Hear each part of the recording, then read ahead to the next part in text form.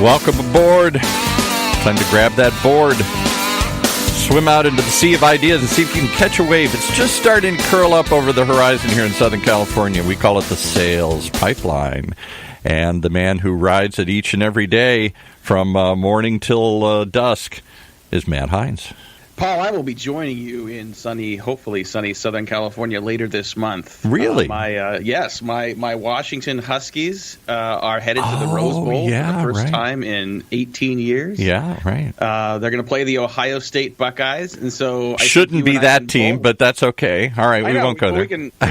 We can both root against the same team. Yeah, on exactly. So I'm super excited. We're going to go down and spend a week in San Diego, where my wife is from, and then I'm just going to head up with a buddy for the day to Pasadena, and hoping for good weather. And I think there's some stat on this, but it seems like, because right now it's pouring rain, it's miserable here, but when that Rose Bowl happens, I don't think, maybe I'm wrong, but I don't think it's ever in 100 years rained on that day. It's rained the day before, it's rained in the morning or whatever, but it's never rained during the Rose Bowl, I don't think. If it is, it's rare.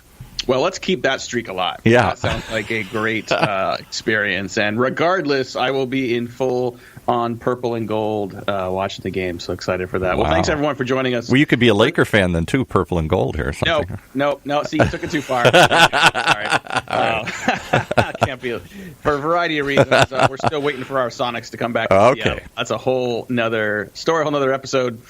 Well, let's get going on Sales Pipeline Radio. Thanks so much for joining us, everybody. We are here every Thursday live at 11:30 Pacific, 2:30 Eastern. For those of you joining us live on the Funnel Media Radio Network, thanks for joining us while working, while in the car, while getting stuff done here at the beginning of December.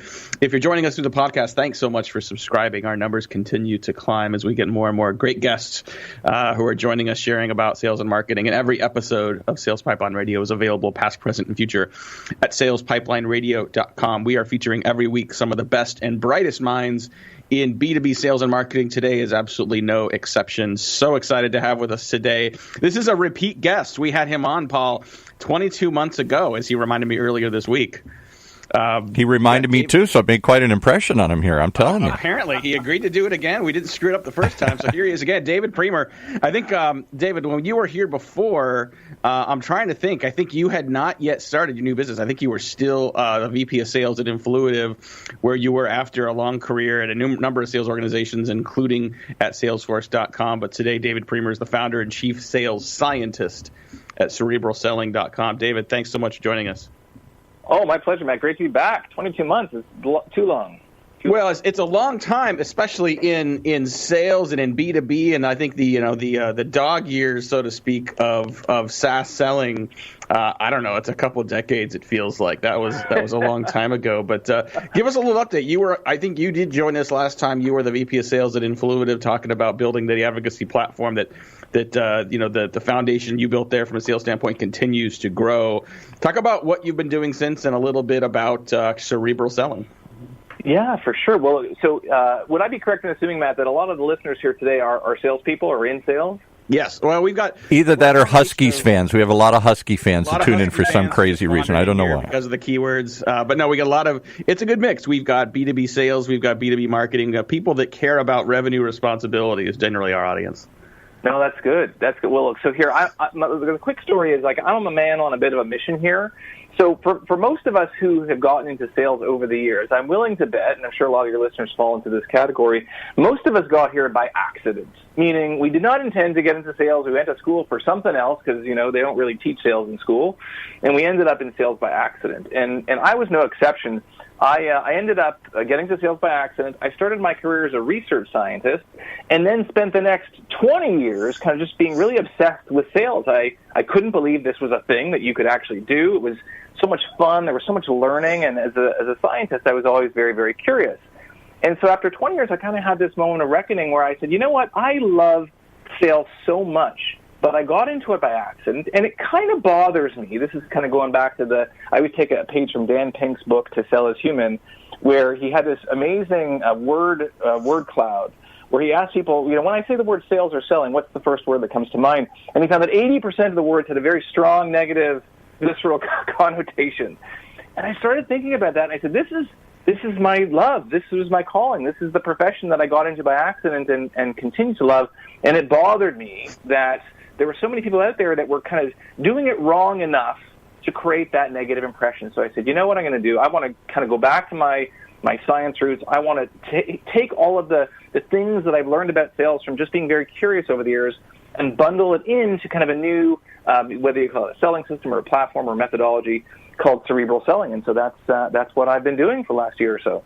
I love it. And for those that don't know David's background, I mean, he's been running everything from sales operations, sales engineering through to, running sales organizations for a wide variety of companies. But I think part of the cerebral selling and the science of selling comes from your education background. So this is a guy we're talking to who has a bachelor's with distinction in chemistry and atmospheric science, as well as a master's in chemical engineering.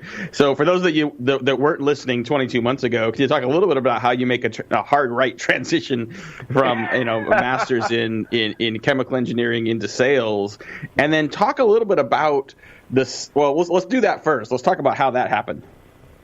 Yeah, no, for sure. So I was doing my graduate work at the kind of the turn of the millennium, so to speak, 1999. And this was kind of during the dot-com boom when a lot of tech companies just started hiring general purpose, educated people to kind of be in sales. And so I ended up joining a startup as a solution engineer. So shout out to all of the solution engineers out there. I was a coder. I like to give presentations and teach. And so it was kind of a natural fit. And that was my foray. And I did that for 8 years at that startup. We ended up IPOing 3 years into the business, and then we were acquired by a company called Infor, which a lot of people have probably heard of, about 7 years later. So that was my foray into sales, and I started out on the solution side because I'm like, to be an account executive, that's like a hardcore sales job with a lot of risk, and I didn't really need. I was like, I'll forego the big paycheck in favor of kind of doing what I love. But kind of as I got kind of bitten by the startup bug, so as it were, I just got hooked. And so I ended up doing 4 startups over the course of my career, and the third one was acquired by Salesforce, which is how I kind of came over with the ship. But that was my graceful transition into the sales world. But I'll tell you what I've realized now, and kind of why I love sales so much, is that like anything else, like if you think about like science, there's scientific systems, whether it's, the water table or, meteorological systems. And they're all based on certain amounts of rules, but those systems do tend to change over time. And if you're kind of an astute observer, you can see when those systems change. And certainly over the course of the last 20 years, the world of sales has changed quite a lot. And so I just love applying kind of the lens of the curiosity, the why, to the world of sales. And so I just love seeing it evolve. And that's kind of how I've harmonized these two worlds.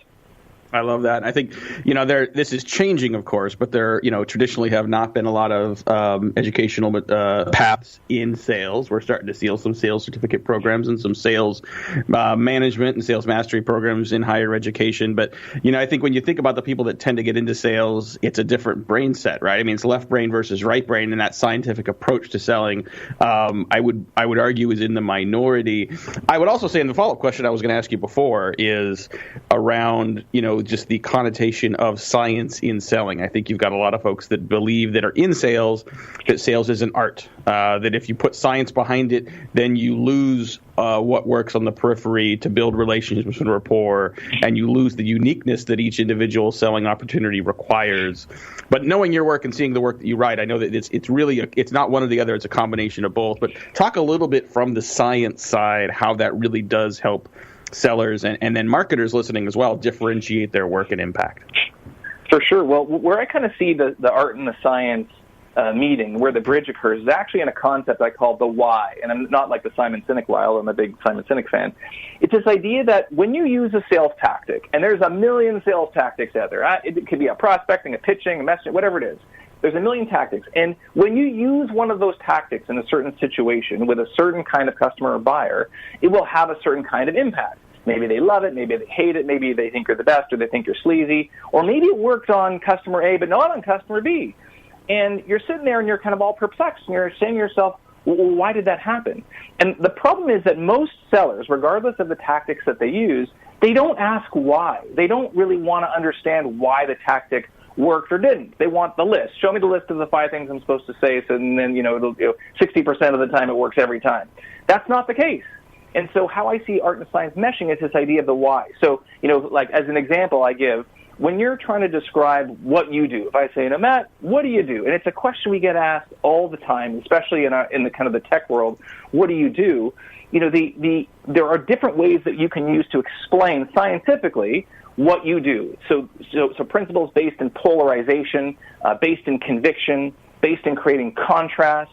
And all of these things serve the purpose of helping your buyer quickly, very quickly, because no one has attention these days, understand what you do. That's the science, right? So I can teach, the science of selling in that way.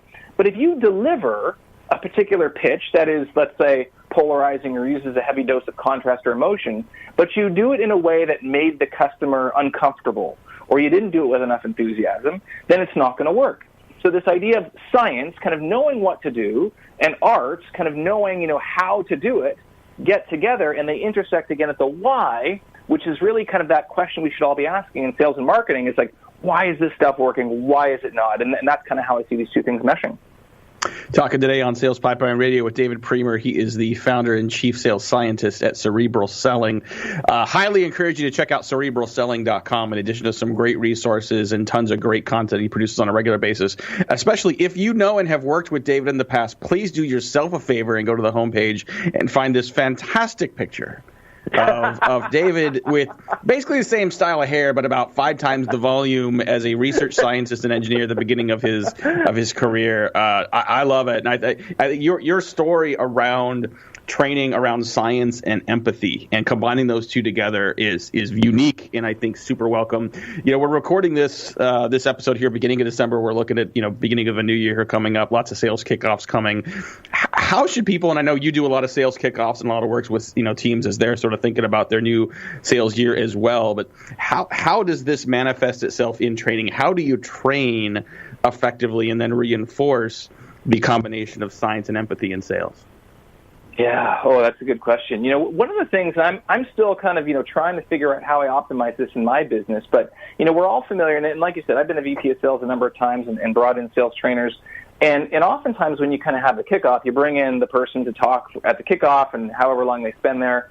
Hopefully it's good. It pumps the team up. But then most of us just kind of go back to our desk and do mostly what we were doing before. And so the idea is, how do we drive that, ongoing reinforcement? So, what I try to do with most of my clients is actually set up my engagements where I'll come back for small periods of time on a more frequent basis to help reinforce. But part of it is the content strategy. The videos. I produce a lot of videos on my YouTube channel and certainly a lot of articles on my website. And I give all those away for free. Even if you're not one of my clients, because I want the sales profession to get better, but also to help provide that reinforcement. A lot of it, and I would kind of put this out to all the leaders out there. A lot of it has to do with the leadership, right? So I come in, I can help pump the team up, and if we engage multiple times, I can help reinforce. But one of the things I do focus on a lot is really enabling the leaders in the organizations that I work with to continue the education and continue the accountability, as it were, for that education, so that we don't let people off the hook. We're continuing to reinforce the concepts, and a lot of it just comes down to that leadership element. Love it. We're going to have to take a quick break and pay some bills. We'll be back right after this with some more with David Priemer talking about the integration of science and empathy in B2B sales and marketing. We'll be right back. This is Sales Pipeline Radio. The way we do business is advancing faster than ever before. Yet amongst the disruptions, there's one pillar that stays standing through it all: the power of a relationship. Relationships are at the core of everything. So how are today's organizations developing, nurturing, and leveraging them to drive success? Download the new research report on the state of relationship marketing and learn how your team can bridge the gaps between relationships and revenue. Download your free report at HeinzMarketing.com. That's HEINZ marketing.com. And after you do that, we want you to just sit back and ask yourself one question. Are you tired of sending sales emails and wondering if anybody even opened them? Well, if so, you're not alone. There's a company out there that can help. They're called MailTag. It's a Chrome browser extension for your Gmail that allows you to track all your emails in real time. You receive alerts right on your desktop as soon as your emails are read. Imagine that. And as your special thank you for being a listener of this show, we've teamed up with MailTag to provide you guys with a special discount on a subscription. So ready? Get your pen. Write this down. It's a simple word, Heinz. Heinz, H-E-I-N-Z. Put that in, and you get 50% off for life, forever. So be sure and check out MailTag.io to learn more. And if you just want to try a 14-day free trial, no credit card required, give it a shot. MailTag.io. What do you got to lose except your doubts? All right, I have no doubt that this conversation will continue to be interesting. And I just want to point out that he's not the only one with an advanced degree. He had a degree with distinction. My degree was in extinction. Extinction. I don't know if that matters. Well, but. You were doing great on transitions until that point.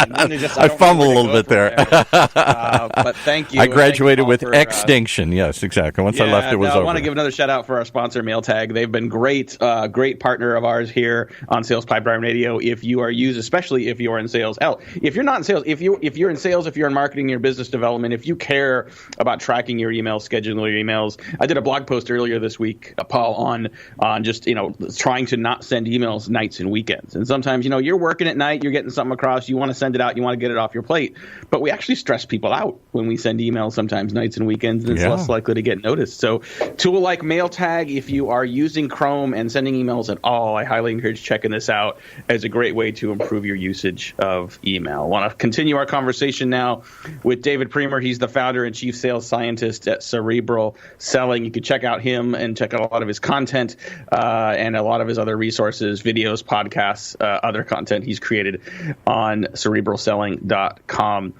I want to bring in the marketing side of this because we're talking about the science and empathy in selling, and how do you create alignment between sales and marketing on this? When you're doing training and you're working with clients, how often is marketing in the room? And if they are, how do they get incorporated into this philosophy? For sure. I mean, I think about it a couple ways. So first of all, the good news is when I do my engagements, I don't charge, maybe this is stupid or the smartest thing ever, but I don't charge based on the person. So I invite anyone at the organization to participate, but also because I do believe there's this thing that I call the message supply chain. And it starts, let's say, at marketing and continues to sales, but continues all the way through to customer success and so on.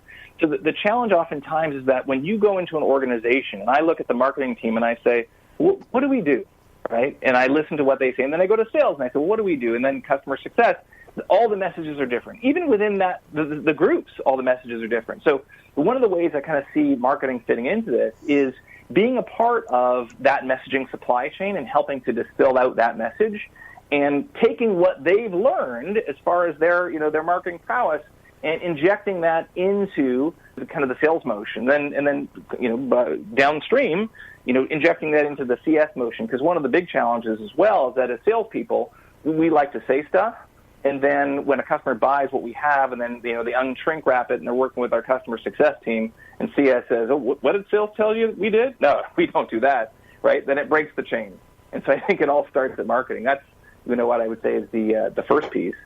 The second piece I think about is, around in marketing, a lot of organizations, I know from what you've seen that, a lot of organizations from what I've seen, house the BDR or SDR kind of sales development function within the marketing org. Is that what you've seen? I've seen it in both places. I mean, I think smart marketers want to own sales enablement so they can sort of embrace a bigger part of revenue responsibility. I've seen it successfully work in both places, though. Yeah. Well, I mean, so a lot of that kind of tip of the spear messaging, when someone says, what is it we do? And a customer says, well, tell me a little bit more about the product. That often falls on the BDR function. And, in a way, so marketing is oftentimes responsible for that. And I feel it's kind of weird, but also normal that we take our youngest and least experienced kind of sellers and marketers, and we kind of strap them to the front of the locomotive on that BDR and SDR front and put them in marketing. And so, where I kind of see the kind of the sales and marketing mesh as it relates to, what I talk about is how do you help those frontline sellers, the marketers who are kind of creating the copy, putting out the webinars, to the frontline kind of BDRs, SDRs that are talking to customers first and foremost, who are younger and less experienced and more arm's length. How do you help them deliver your message with tremendous conviction. And conviction, I'm a big fan of selling feelings over, features. And conviction is one of those feelings. So I feel like those are two great points of intersection, like that messaging supply chain and kind of arming the kind of the front line, if you call them kind of qualification reps with high conviction messaging that allows them to convert. Well, and you're speaking a little bit to the requirement of a sort of an integrated approach across these different channels. So it's not just sales and marketing. Marketing alone, sometimes breaks up into silos where you have your content team, your email team, your social team. If they own sales enablement, it may be a separate team, and it's really easy for organizations to work there in silos. And sales can be similar, where you might have an SDR function, that's sending opportunities to a field sales team. Direct and channel sales teams are separate. How do you ensure, or as best you can, a consistent approach across all those different people in a more of a sort of matrixed organization? Well, I'll tell you, here's my little cheat. It's very easy to get caught up in features and functions. And to your point you mentioned earlier about oftentimes when the enablement function and marketing wanting to have a little bit more of that enablement responsibilities you mentioned, a lot of times what that entails is product knowledge, and so marketing is responsible for distilling out product knowledge and training the team on that. But the thing that's more powerful, as I alluded to earlier, than just products and features is emotions and feelings. And this always reminds me of, you ever watch Seinfeld, the show Seinfeld, Matt? Oh, sure. All right. So remember there was an episode with George Costanza and Jerry, and Jerry's girlfriend was accusing him of watching Melrose Place. Oh, you're watching Melrose Place, and she happened to be a cop, and he was denying. He's like, I don't watch Melrose Place. And for those of you who are the younger viewers, this was I don't know, how would you describe, trashier kind of show. Well, it was sort of a Beverly Hills 90210 spinoff. It was. That's right. Yeah, it was, a guilty pleasure for a certain demographic to watch this show. But, a lot of men would deny ever watching it. And so he did. And so his girlfriend was a police officer and said, well, if you're telling the truth, you wouldn't mind taking a lie detector test. So she orchestrates this whole big lie detector. Do you remember what I'm talking about? Oh, yeah. Yeah, so she orchestrates this lie detector test. And so Jerry, who's going to have to lie, asks his friend George Costanza, says, George, you're the best liar I know. How do I beat this thing?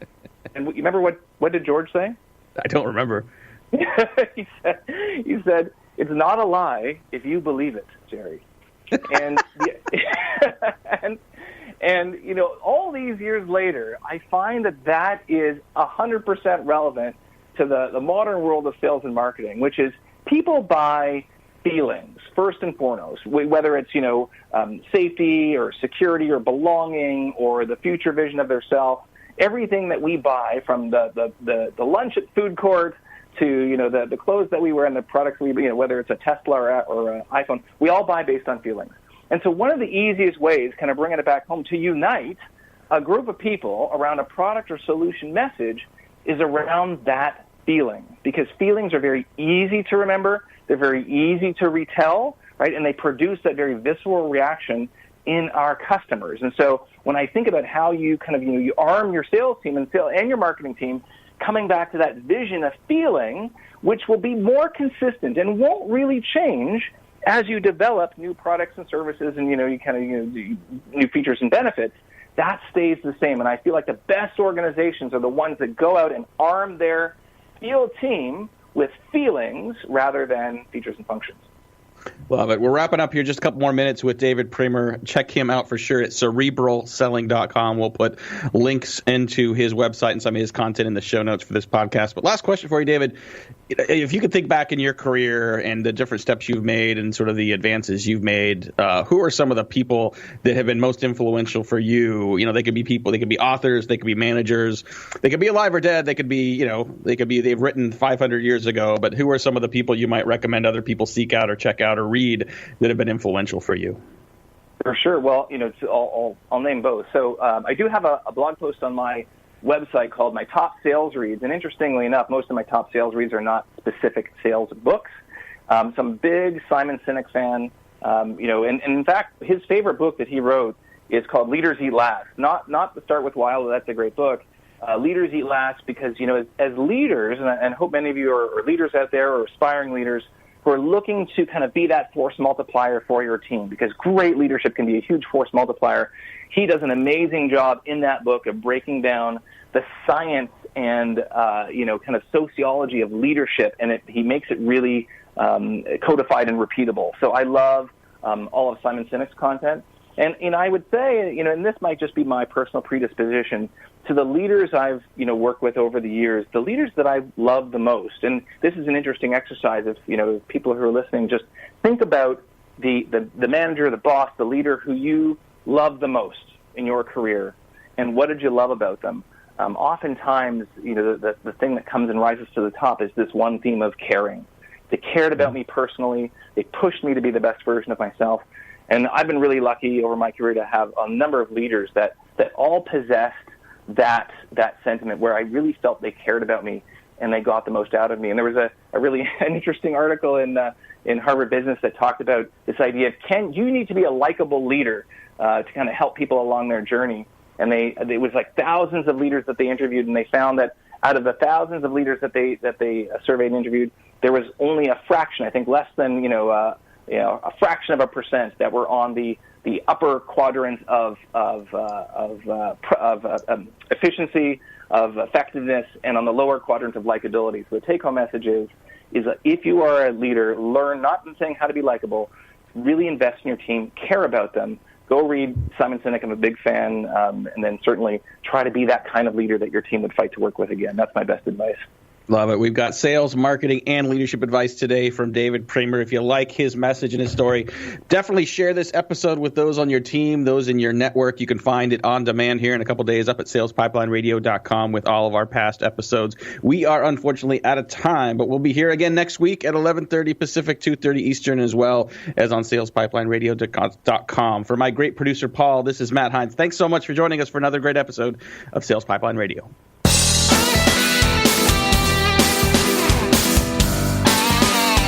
You've been listening to another episode of Sales Pipeline Radio, brought to you by the good folks at Matt Heinz Marketing, right here on the Funnel Radio channel.